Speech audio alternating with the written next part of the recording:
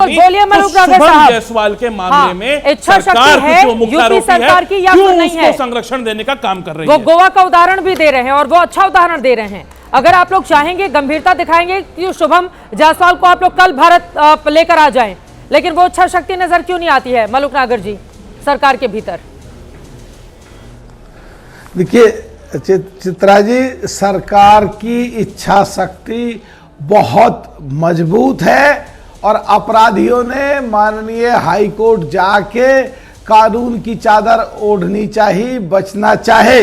सरकार ने लगा करके माननीय हाई कोर्ट में उसको रिजेक्ट कराया और सरकार ने एसआईटी बनाई, ईडी गवर्नमेंट की एजेंसी इसमें एक्टिवेट हुई और तमाम प्रक्रिया अपनाई जाएगी।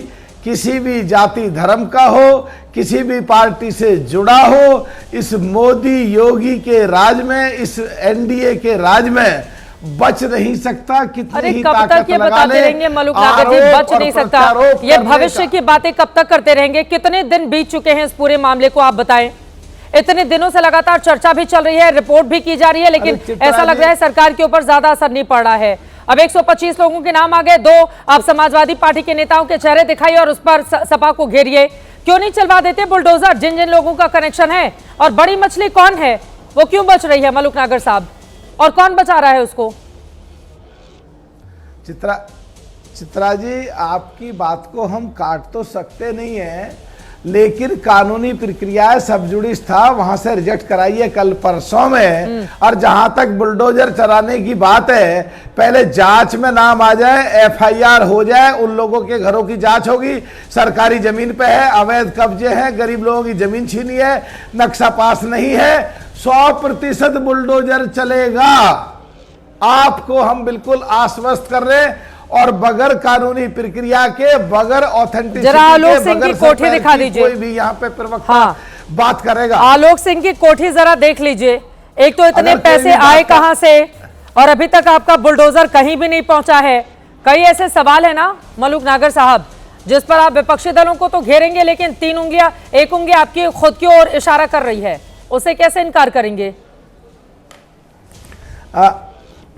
चित्रा जी माफी चाहता हूं, टेलीविजन की तरफ, एंकर की तरफ दूसरे लोग बात करते हैं। माननीय सुप्रीम कोर्ट का बुलडोजर से संबंधित आदेश आ चुका है, उसकी कोई भी अवहेलना नहीं कर सकता। उसकी एक कानूनी प्रक्रिया है। जो जिस अपराधी का नाम आया है, उसका घर अगर ज्यादा पैसे का है और उसने इनकम टैक्स नहीं कराया, तो इनकम टैक्स डिपार्टमेंट काम करेगा। अगर नक्शा पास नहीं है, सरकारी जमीन पर कब्जा है और अवैध गरीबों की छीनी हुई जमीन है, उसकी शिकायतें हो रखी हैं, तो उस पर भी बुलडोजर चलेगा। और अगर कानूनी रूप से सब चीजें सही हैं, तो बुलडोजर का मतलब ही नहीं। एक ये कुछ लोग ऐसे कहते हैं बुलडोजर नहीं चला, बुलडोजर चला देंगे, बुलडोजर इंतजार कर रहा है, बुलडोजर का तेल खत्म होगा। अरे माननीय सुप्रीम कोर्ट का ऑर्डर है, उसका कंप्लायंस करते हुए, उन चीजों को ध्यान देते हुए, और सरकार या कोई भी पक्ष हो, हर कोई जवाबदेह है माननीय सुप्रीम कोर्ट के सामने। सजा मिलेगी, एसआईटी बनी, ईडी बनी, प्रॉपर्टी जब्त होगी, जो भी गुनाहगार हैं बख्शे नहीं जाएंगे, सख्ती होगी। हर पार्टी के, कोई भी पार्टी से जुड़ा हो, कोई सी जाति धर्म से जुड़ा हो, चित्रा जी आपके टेलीविजन पे बैठे हैं हम, बख्शा नहीं जाएगा। ये मोदी योगी का राज है, ये एनडीए का राज है। जी, मैं फौरन आपके पास आ रही हूँ, शांति आगे जवाब देना चाह रहे हैं। वो कह रहे हैं बख्शा नहीं जाएगा, मोदी योगी की सरकार है ये, कोई भी गलतफहमी पाल के नहीं बैठे। ईशान जी। चित्रा जी, आलोक सिंह जो है वो एसटीएफ का अधिकारी, अगर एक एसटीएफ का अधिकारी जो इतने सर्वेलेंस के अंदर रहता हो, जिस पे सरकार की जो जांच एजेंसीज हैं वो भी सर्वेलेंस करती हो, क्योंकि सरकार की जांच एजेंसी हैं, वो ऐसे लोगों पे जो एसटीएफ में होते हैं या इनकम टैक्स डिपार्टमेंट में होते हैं, उन पे लगातार सर्वेलेंस होती है, उनके लगातार ऑडिट्स होते हैं। तो आप ये कहना चाह रहे हैं मलूक नागर जी कि आपकी नाक के नीचे से 8-9 साल तक आपकी सरकार चल रही थी, योगी आदित्यनाथ जी की डबल इंजन की सरकार, आपको ये नहीं पता चला कि आलोक सिंह का इतना बड़ा बंगला है, उसने 100 करोड़ रुपए की संपत्ति अर्जित करके रखी हुई है? आपको ये नहीं पता चला कि वो इस गिरोह में शामिल था, और आप आंख बंद करके बड़े मासूम बच्चे की तरह आप सरकार चलाते रहे। तो ये जनता देश जो उत्तर प्रदेश की है, वो बेवकूफ नहीं है। आप उसको बेवकूफ बनाने का काम बिल्कुल ना करें। कहीं ना कहीं अगर इसमें सरकारी अधिकारी शामिल हैं इस जांच में, तो हम कहते हैं कि इस जो पूरे केस की जांच है वो उत्तर प्रदेश हाईकोर्ट के सिटिंग जज के नेतृत्व में होनी चाहिए, और इसी डिमांड को हमारे प्रदेश अध्यक्ष अजय राय जी ने उठाने का काम किया है। वो क्या दिक्कत है?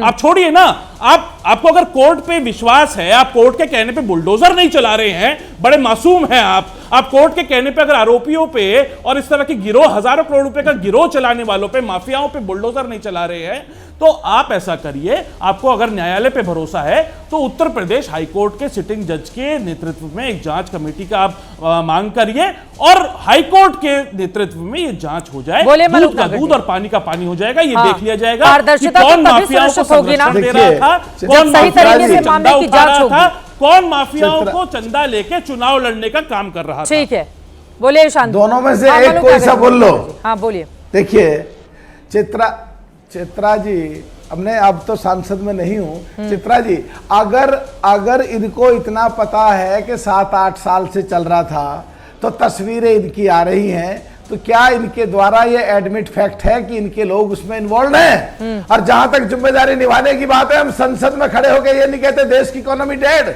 जहां तक देश की बात आती है, हम ये नहीं कहते कि पाकिस्तान में हमारा देश युद्ध हारा था पहले दिन, जो यहां से महाराष्ट्र से चौहान बोलते हैं। हम ये नहीं कहते कि जलेबी की फैक्ट्री में 55,000 लोग काम करेंगे। त्यागी जी, की बात कहां ले जा रहे हैं मलूक नागर?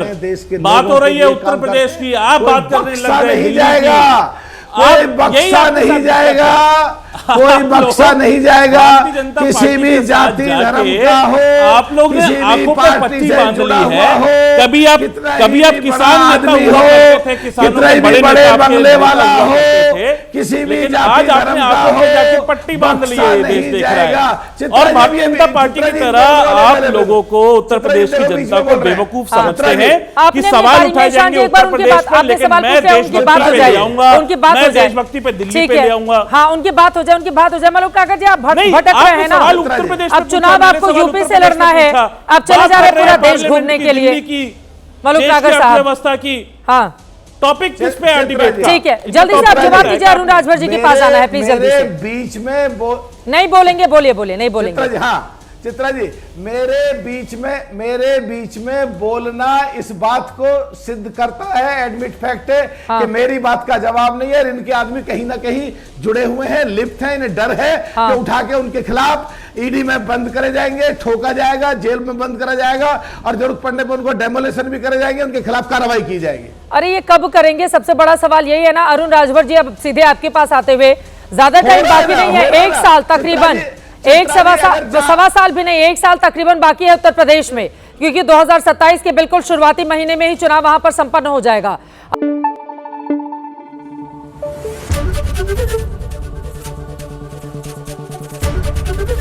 एबीपी न्यूज आपको रखे आगे।